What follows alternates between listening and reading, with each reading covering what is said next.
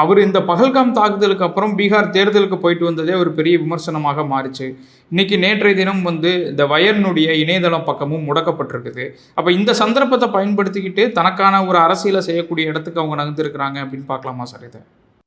நிச்சயமாக அப்படித்தான் நடந்து கொண்டிருக்கிறது. நான் பீகார்ல இருக்கிறேன். அந்த அந்த ஊர்ல நான் இருக்கிறேன்.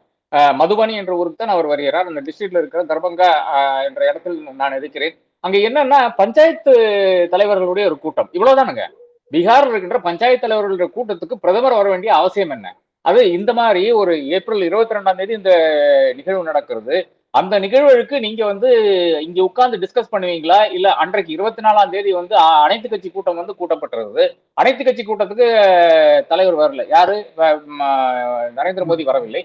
அதன் பிறகு ஒரு பிரீஃபிங் செஷன் ஒன்று இருந்தது. எதிர்கட்சிகள் எல்லாம் சேர்த்து ஒரு பிரீஃபிங் செஷன் வச்சார்கள். அதற்கும் அவர் வரவில்லை. அப்ப எதிர்கட்சிகளானாலும் சரி, பாக்கி இருக்கின்ற அனைத்து கட்சிகளையும் புறக்கணிக்கின்ற ஒரு பிரதமரை நாம் மறுபடியும் பார்த்துக் கொண்டிருக்கிறோம். ஏறத்தாழ அதற்கு அதனுடைய ஒரு நீட்சியாகத்தான் பாஜக நாங்க செஞ்சோம் சொல்லிக்கொண்டே இருக்கின்ற ஒரு விஷயம் இருக்கிறது.